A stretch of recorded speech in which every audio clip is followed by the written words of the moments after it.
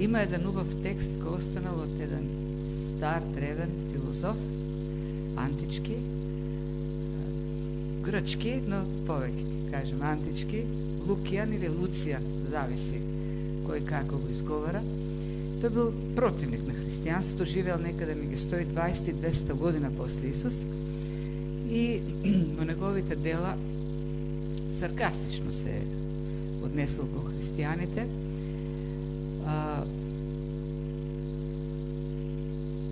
Но на едно место има напишано еден текст кој така остав впечаток и говори многу за црквата, за раната црква.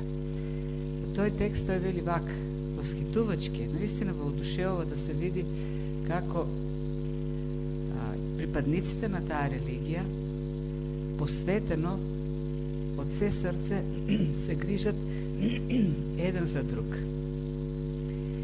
И не се жалат, тоест не се себе си не се воопшто штедат во тој поглед, во помагањето. И прави еден заклучок, вели тоа е така бидејќи нивниот главен учител, мислиме Господ Исус Христос, тој вака им влеал во главата дека сите тие што веруваат во него се браќа и сестри.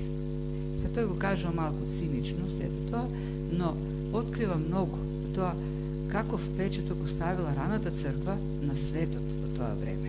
Дека нивната посветеност во грижата еден за друг било силно сведоштво за луѓето во светот, во целата Римска империја. Посланието до ефесијаните до сега, до овој момент, до крајот, до последните неколку стиха, немаше воопшто некој така тон на интимност, немаше некои лични пораки, немаше личен однос. И тоа е секако збирливо, нарочно така, зашто апостол Павле ова послание го пишува со намера да биде читано од христијани во повеќе цркви, не е напишано до конкретна црква, до конкретен човек, како што било во црквата во Филипјаните или како што пишува на Тимотеј и на Тит.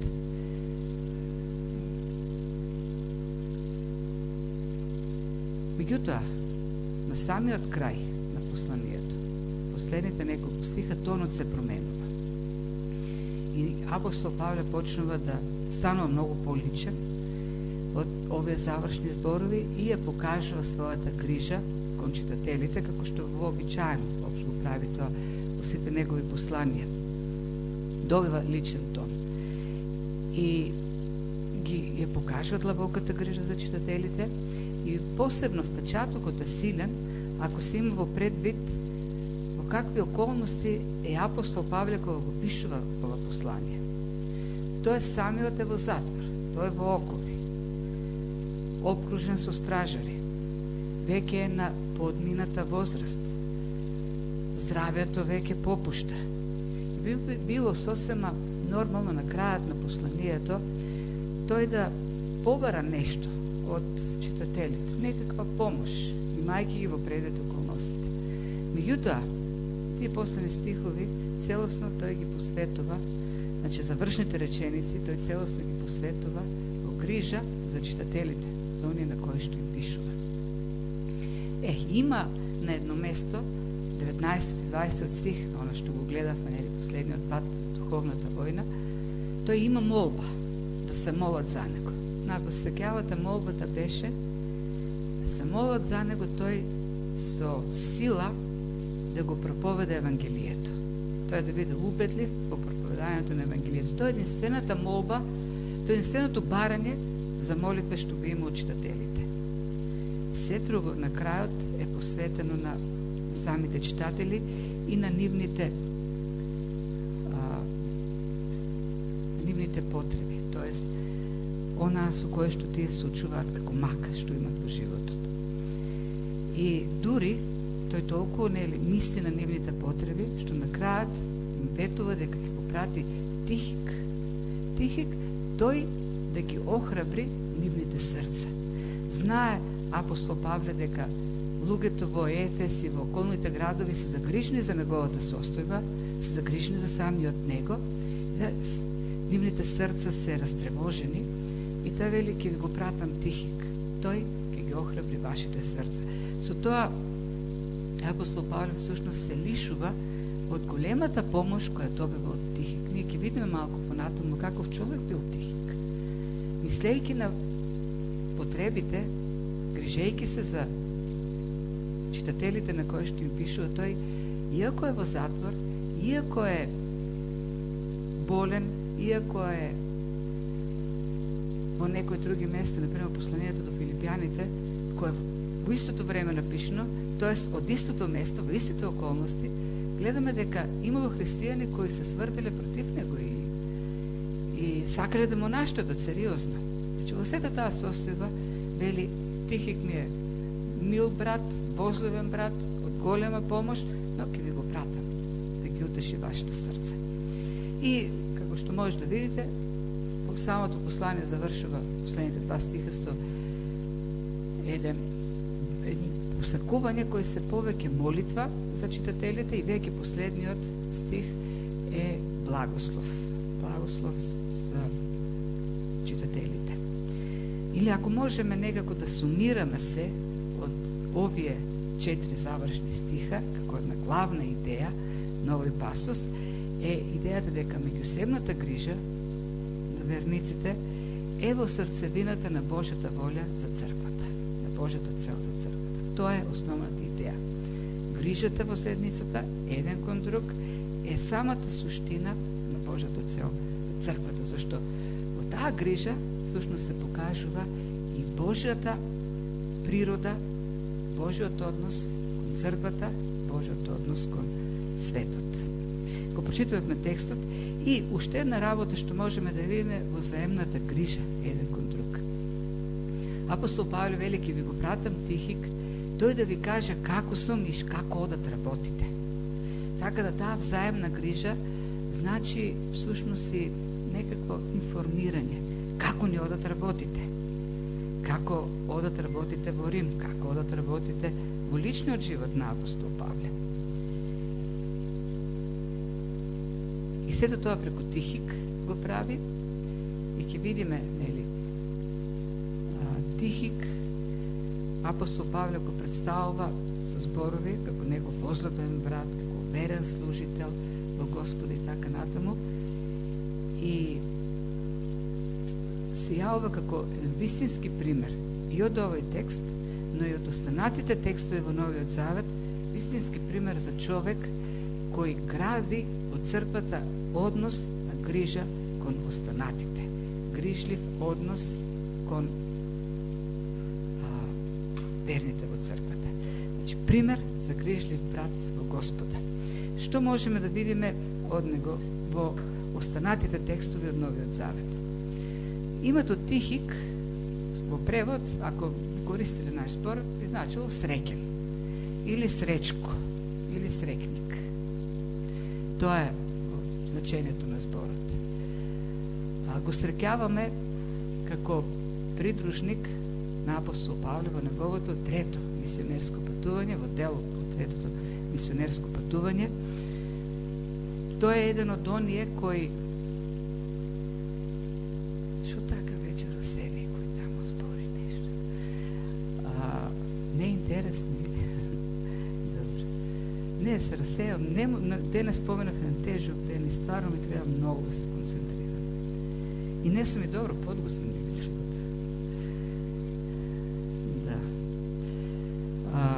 Да, значи Тихик нему му е даден дел од одговорноста, но добро што добро го знам словото, па не ми треба многу подготовка.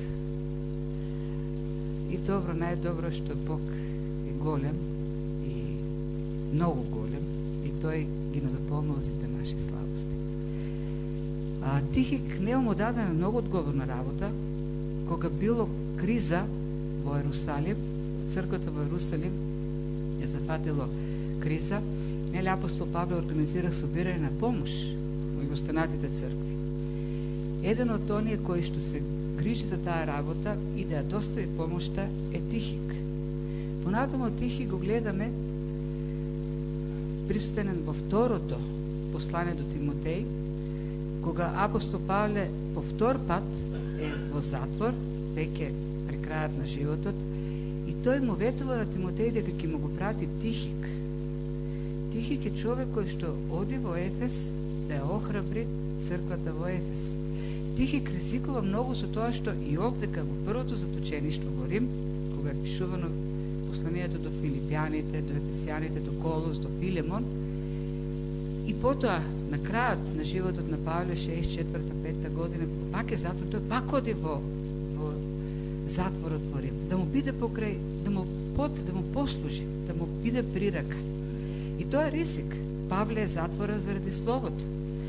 Тихик не се плаши, туку оди да му помага во затворот.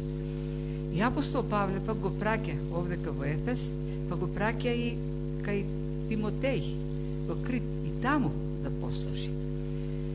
Преку него апостол Павле, го гледаме тоа во ова послание, го гледаме во Колосјаните и во Филемон, преку него ги праќа посланијата до Ефес, до Колосјаните, до Филемон, верувајќи, тоа е убеден дека овие посланија сигурно ќе стигнат на целта.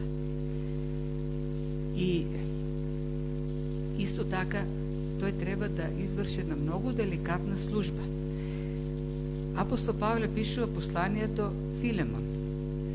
Причината за пишувањето на тоа послание е еден роб на Филемон, Онисим, кој побегнал од Господарот, отишол во Рим, меѓутоа таму поберувал. Некако дошол во контакт со апостол Павле. Поверувал и апостол Павле се го пишува на Филемон. Онисим ќе се врати дома. Да знаеш дека тој веќе е христијан како тебе. И затоа ќе го примиш назад не како роб, туку како брат. И тргнува Онисим назад во придружба на Тихик. Тихик е тој кој што треба како буквално како да го спроведе, како што полицаите спроведуваат некој бегалец, и не само да го спроведе до Филемон, туку да исконтролира дали секи биде она како што Павле сака да биде. Дали Филемон ќе го прими Онисим назад, Онисим, и при тоа не само да го прими како брат, а не да побара казна за побегнатиот роб, како што законот барал во тоа време. Така да, многу деликатни задачи, многу доверливи служења добива Тихик од апостол Павле. И веројатно сосема оправдано или сосема заслужено. Што можеме да видиме од зборовите што апостол Павле ги употребува во овој текст за Тихик? Употребува многу интересни зборови, избира зборови. Прво го нарекува возлюбен брат. За да се гради црква во која има грижа, ние треба да бидеме возлюбени браќа или сестри. Апостол Павле можел само да каже: ви го праќам мојот брат Тихик. Меѓутоа тој не вели мојот брат Тихик, тој вели мојот возлюбен брат Тихик. И со тоа покажува нешто за карактерот, самиот карактер на Тихик. И јас верувам дека покрај сето она што го слушнавме, или заради се она што чувме сега, за тоа каков човек бил Тихик, верувам дека секој во тоа време би се согласил дека Тихик навистина е возлюбен брат. Секој би кажал: да, тоа е навистина возлюбен брат. Дали луѓето во нашето црковно заедништво, дали во црковното општество, црковното семејство не нарекуваат да ова е возлюбен брат? Денес проблем или на таквите прашања христијаните одговараат оправдувајќи се дека луѓето во црква дури не ги познаваат. Со тоа опрлаат вина на црквата, дека црквата не се грижи доволно за нив. Не ги поздравува, не ги прашува како се и така натаму. Да, тоа може да каже нешто лошо за самата црква. Меѓутоа многу по-лошо говори за самиот оној кој на таков начин се оправдува. Зошто? Тихик, како возлюбен брат, со сигурност не чекал некој да дојде, да го поздрави и да го праша како е. Тој бил човекот. кој одел да праша како е другиот и да поздрави. Тоа е грижата. Затоа Тихик е возлюбен брат во Господ на апостол Павле. Не само што е возлюбен брат, туку тоа е верен. Апостол Павле вели: ќе ви го пратам мојот возлюбен брат Тихик, кој е верен служител на Господа. Верен. А зборот верен, всушност, во овој текст, значи некој на кого што можеш да се довериш, целосно се довериш. Тоа значи човек кој кога ќе каже дека нешто ќе направи, тој го прави. Она што ќе му се довери и тој ќе вети дека ќе го изврши, ќе го изврши. Или ние велиме човекот збор, се стои на зборот. Како таков човек. И затоа апостол Павле се осмелувал да довери такви одговорни задачи на Тихик. Тој напишал наеднаш 4 писма и ги пратил во Мала Азија. Може си представите 4 писма да ги даде на еден човек да стигнат на дестинација. Апостол Павле не знал дека тие ги станат дел од Новиот Завет. Може би знал, не знам. Меѓутоа, овие 4 писма влегуваат во Новиот Завет, стигнуваат на дестинацијата во црквите. И тоа бидејќи Тихик бил одговорен, верен брат. Кога ги зел писмата и кажал ќе стигнат таму каде што ти ги праќаш, кај Филимон, Колосјаните, Филипјаните, Ефес, тие ќе стигнат таму. И писмата стигнале. И затоа ги имаме денес. Ако ги во тоа време немало фотокопии, немало принтери, тој да направи 10 копии, па да се задржи една кај себе, па една да прати по Тихик, па по друг. Ти били единствените копии. Тој ги дал на Тихик.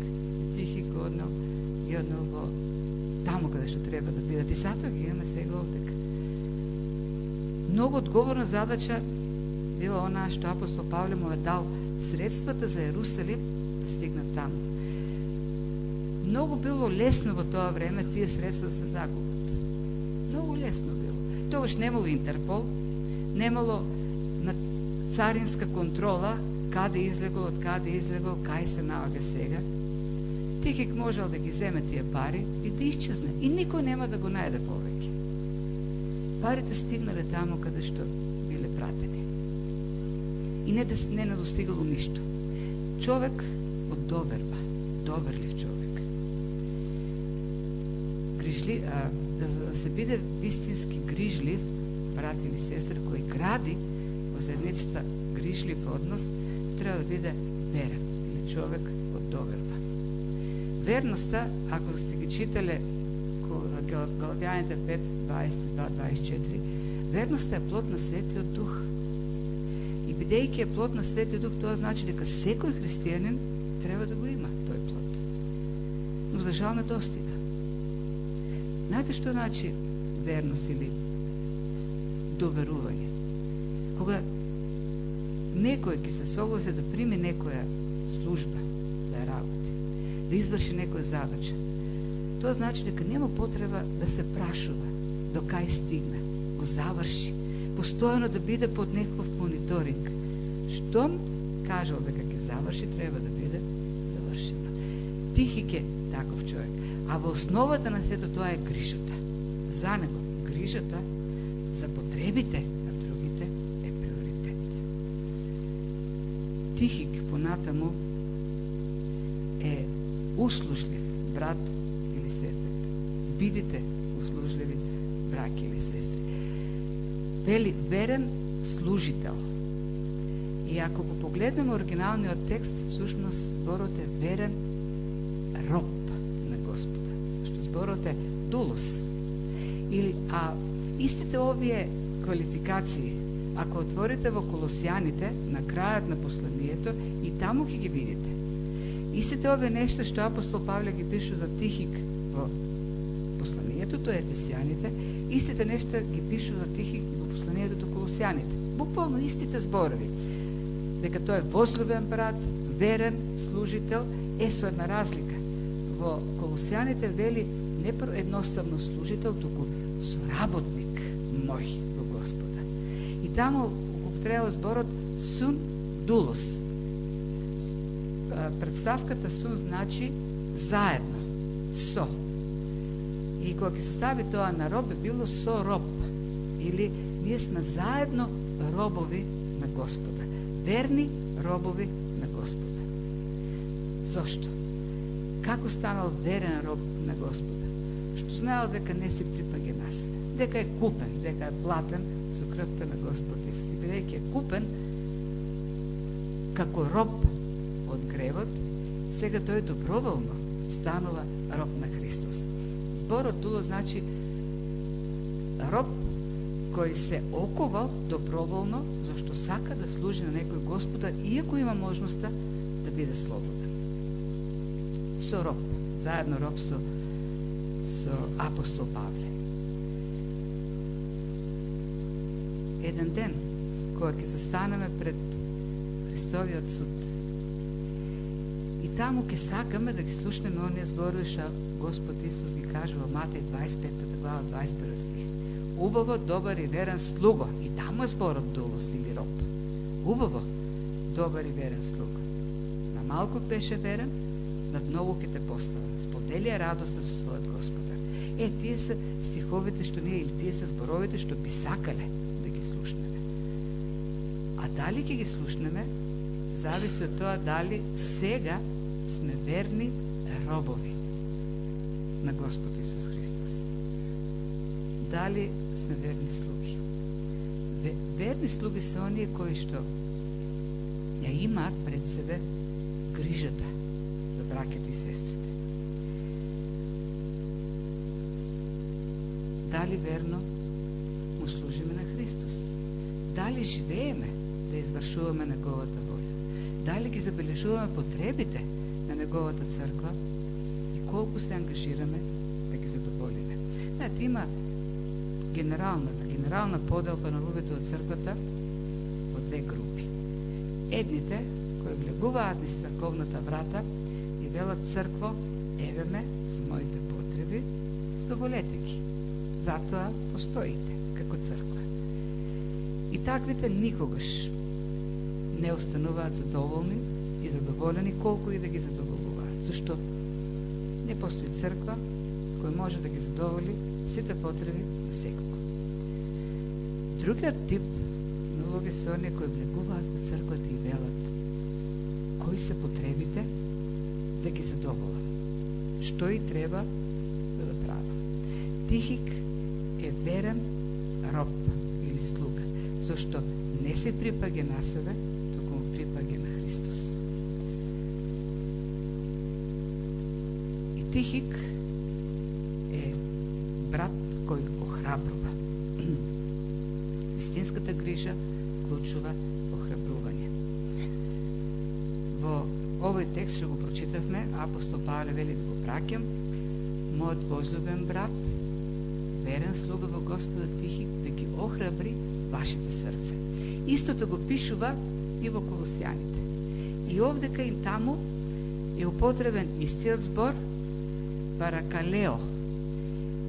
Истиот збор кој е употребен, или Господ Исус го користи за Светиот Дух, кога вели ќе ви пратам утешител, тој ќе дојде, и таму е зборот овој што е употребен за Тихик. И овој збор значи да стоиш покрај некого и да го утешуваш, да го охрабруваш, да се застапуваш за него, да му пружиш така некој комфорт на душата, како на сигурност. Тихик е утешител, или човек што охрабрува, дава утеха на срцата на луѓето. Да се биде човек што охрабрува или утешува, воопшто тоа не значи дека таквиот човек треба да си стави розови очила и да ја игнорира реалноста, тоест да ја одрекува реалноста.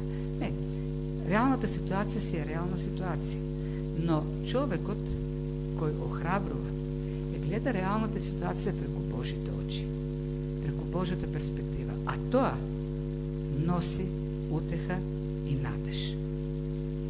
Тихик бил човек кој можел да пренесе перспективата на нештата што апостол Павле ја има за неговата состојба. И таа перспектива тој многу јасно ја опишува во Филипјаните, посланието до Филипјаните. И јас верувам дека кога Тихик отишол во Ефес, тој го кажал исто она што апостол Павле им го пишува на Филипјаните. Тој им кажал, не, состојбата не е прекрасна на Павле. Тој е во окови, тој е затворен, тој е во затвор. Не може во затвор да биде убаво. Меѓутоа, што Бог направи? Бог секој ден му праќа неколку снени стражари. И тој на тие стражари им го проповеда Евангелието. Секој ден. Тие не можат да побегнат од неговата проповед. И дури некои од тие стражари во преторијата, меѓу преторијанците, веќе поверуваа. И не само тие, не само од преторијата, дури од дворот, од семејството на императорот Нерон, дури од таму поверуваа луѓе. Тоа е Божјата перспектива. Јас верувам дека и филипјаните, и ефесијаните, и колосјаните биле загрижени за апостол Павле. Што ќе се случи сега? Тоа е во окови. Ќе прекинеле проповедањето на Евангелието. Павле и Тихик, верувам, ги охрабриле. Не грижете се. Состојбата во која се наоѓа отвори врати за Евангелието. Неверојатни врати за Евангелието. Врати кои по друг начин немаш да може да бидат отворени. И тоа е Божјата перспектива на нештата која носи охрабрување. Затоа да учиме од овој возлюбен брат, верен слуга, служител, како да бидеме грижливи браќи и сестри во Христос. Ефесијаните од неколку дела, од неколку текстови во посланието, гледаме дека биле во ситуација на проблеми во кои можеле да се обесхрабрат. И Павле можел многу лесно да им напише: абе, тешко ви, ама мене како ми е. Тој барал човек, знае како да охрабри, како да ги утеши нивните срца. И вистинскиот човек бил Тихик. А сето тоа е мотивирано од грижата. Бидејќи се грижи на тие луѓе, тој им го праќа најдобриот утешител. Тоа е Тихик и неговиот пример. И Павле ни дава еден добар пример на крајот во последните 2 стиха. И грижата за заедницата на која што пишува, уште повеќе се истакнува ако се во пред фактот дека овој поздрав на крајот, овие завршни стихови кои присуствуваат на секој негово послание, излегуваат од клишето, од шаблонот за поздрав. Не е вообичаен. Обично, ако ги читате сите негови поздрави на крајот, тој се уште пишува второ лице. Вам, вашите, така натаму, мир или благослов до вас и така натаму. Овде дека пишува во трето лице, вели мир на браќата и љубов со вера од Бог. Благодат со сите што го сакаат нашиот Господ Исус Христос. Така неговиот поздрав овде дека е по-генерален. И тоа ни покажа дека апостол Павле не употребил копи-пейст некој текст од неговите претходни посланија, туку мислел што да напише. Покажал во тој поглед грижа кон нив, како да ги охрабра. И самите нешта што ги вклучува овде дека се уникатни. Редот по кој што ги вклучува нештата и кој нешта вклучува во овој текст. Очигледно размислувал како да ги охрабрам тие луѓе на кои што пишува. Од што имаат потреба. И ако видиме, ако ги разделиме нештата што посакува за нив, тие всушност ги одразува, тоа се основните акценти на посланието до ефесијаните.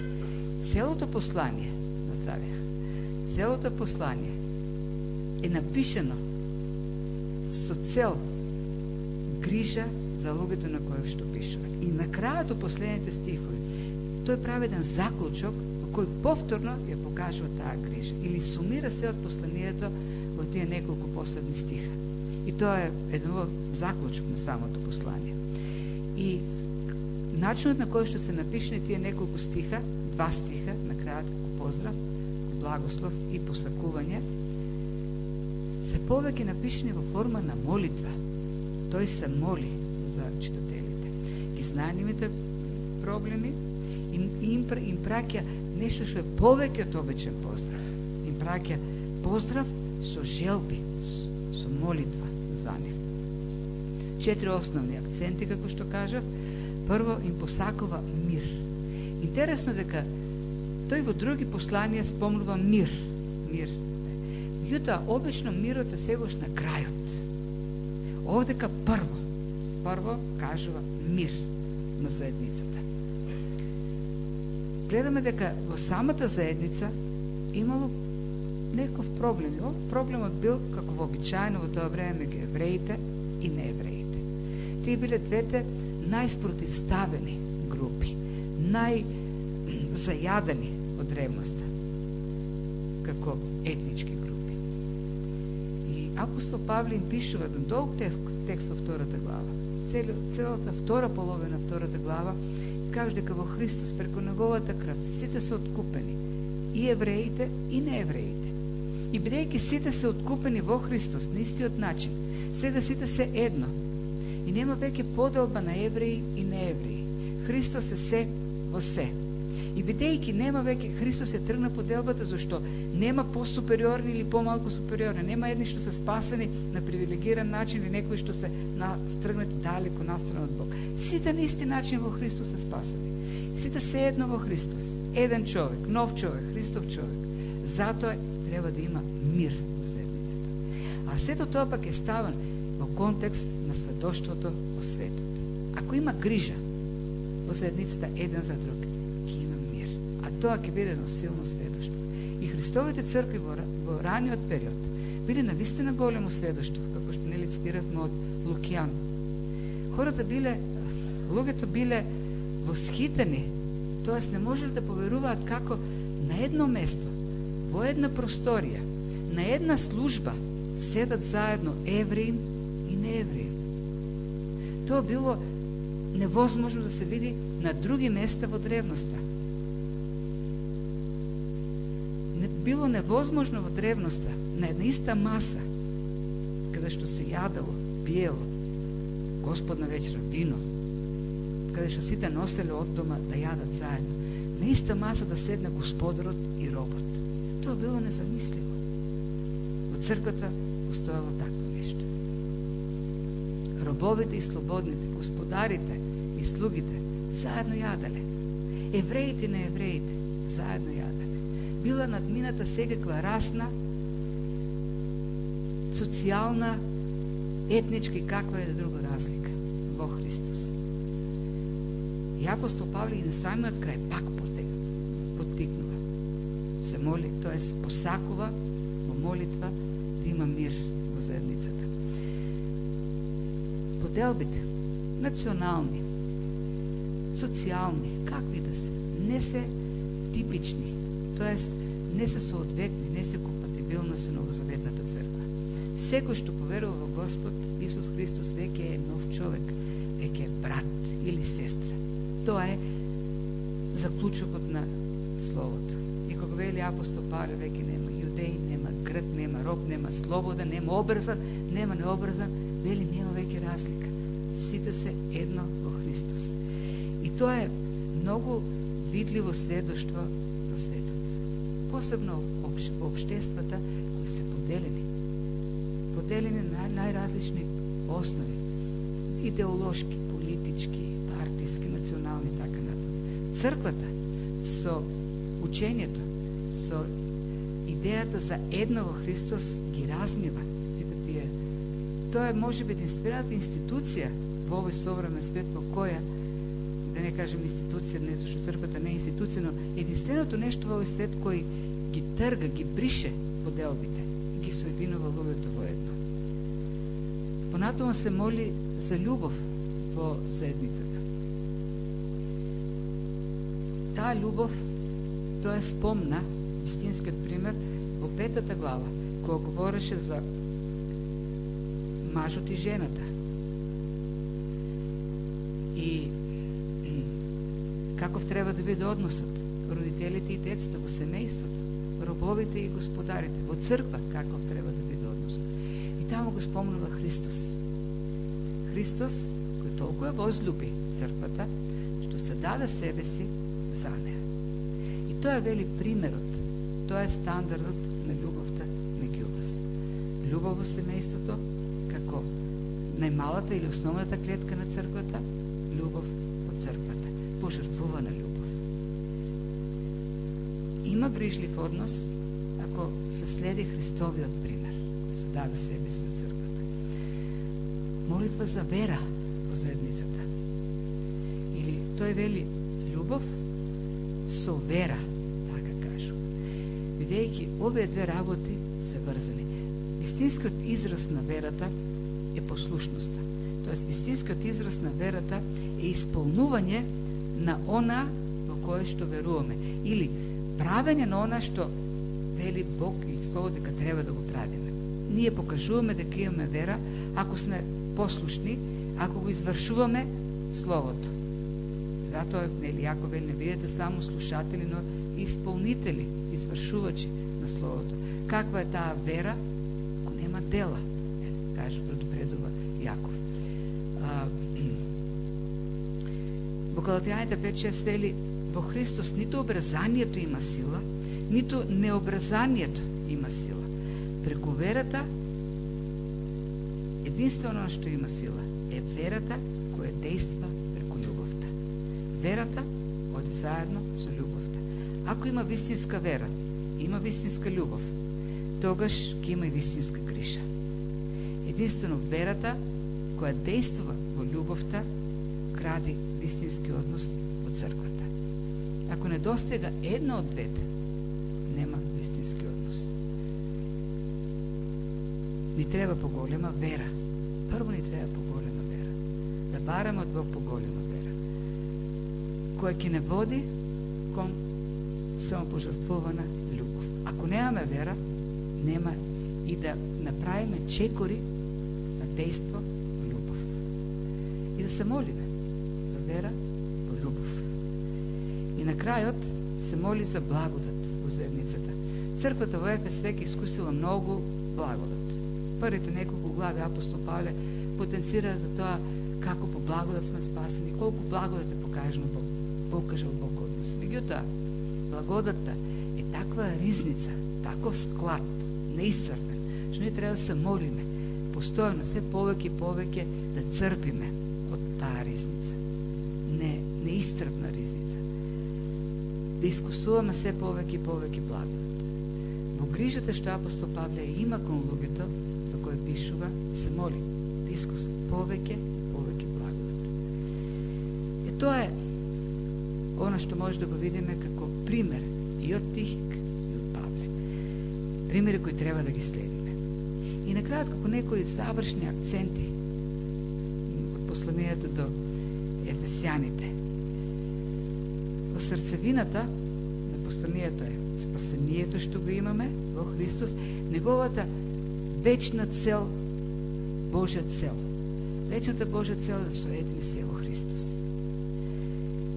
И ние соедините во Христос, да го живееме тој живот во Христос. Затоа 5, 4, 5 и 6 глава се практични во тој поглед. Првите 3 глави се доктринарни, теоретски, последните 3 се практични. Ние сме соедините во Христос и го живееме Христос во животот. Го покажуваме нашето единство со Христос. И она што може да го видиме од самите, како пример, од самите ефесјани, луѓето во Ефес. Евангелието не е обична порака. Тоа е порака која преобразува животи. Ако читаме Дела на апостолите, 19 глава, таму ни се кажува дека тие беа окултни луѓе, дека тие се поклонуваа на Артемида Ефеска, која во себе поклонението вклучуваше окултни пракси. И не само тоа, уште полош. Тоа е страшно, уште едно страшно нешто. Тие практики вклучували неморал. Имало проститутки во храмот. Луѓето во Ефес, кога поверувале во Исус, црквата во Ефес, тие ги запалиле книгите, се отргнале од храмовите и заживееле свет живот. Евангелието трансформира, преобразува. Евангелието променува. Бог создава преку Евангелието нови луѓе. Многу важно е учењето. Многу е важно учењето. Учење, Христовото учење. Зашто ние сме тоа во што веруваме. нашето учење одредува какви луѓе, какви христијани ќе бидеме. Има луѓе што се зимаат стих и прават секакви акробации со тој стих, на крајот да представат учење кој ќе им се допадне на луѓето и создаваат нехристијански христијани. Вистинските христијани се оние кои држат учењето. Апостол Павле, 3 глави, од 3 глави вклучува теологија, длабока теологија, троши полу од посланието троши на теологија, на доктрини, на учење.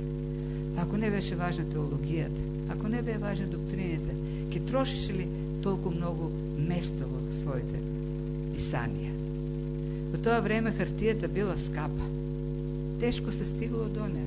Мастилото било недостапно. На секој милиметар од пергаментите или од кожите на кои што пишу, или папирусите или пергаментите, на секој милиметар се внимавало да се штеди, да не се троши туку така. Павле Пол од посланието го посветува на теологија, на доктрини, зашто теологијата е важна. За жал, современиот христијанин не сака теологија, не сака доктрини. Тој сака забава, тој сака приказни, тој сака учење кои што ќе ги галат нивните уши.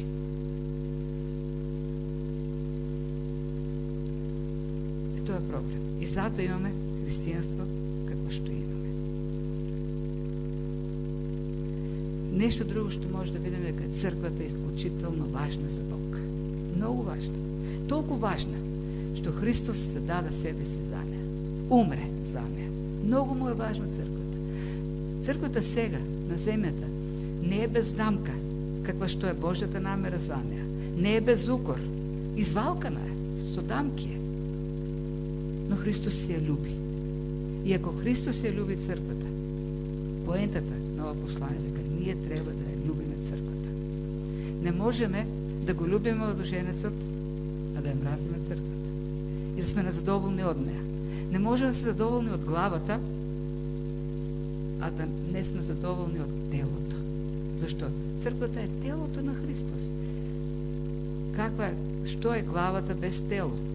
Или телото без глава? Христос покажа грижа кон црквата, љубов, давајќи си го животот, и тој го бара истиот однос од нас. Ние да ја сакаме црквата и да се грижиме за неа. И односите. Односите, од тие 3 глави практични, 80% апостол Павле посветува на односите во црквата. Односите меѓу браќата и сестрите.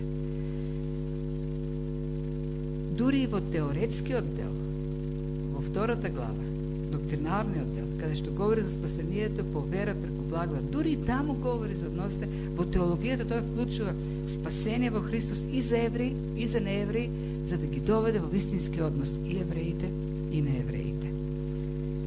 Многу е важно црквата да демонстрира единство кој надминува секакви поделби. Зашто само така се покажува љубовта на Господ Исус Христос.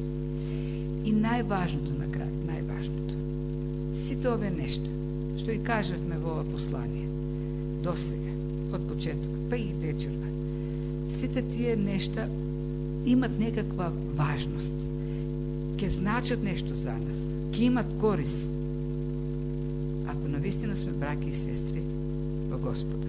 Тоест, ако навистина сме Негово семејство, тоест, ако навистина сме спасени. И многу важен стих, 2:8-9, кој може би е најпознат на христијаните, зашто по благодат сте спасени преку верата, и тоа не е од вас, туку дар Божи, не по дела, да не се похвали некој. Значи, најважното пред сите останати прашања, најважното прашање што го поставува ова послание е дали си спасен по благодат преку вера. Тоа е одговорот на ова прашање е пред се останато. Дали си спасен по благодат преку вера? Ако не, од се тоа што го зборевме, ништо никаква полза. Ако сме спасени, тогаш тоа станува, овие учења, овие вистини стануваат вистинско богатство. Богатство неисцрпно за целата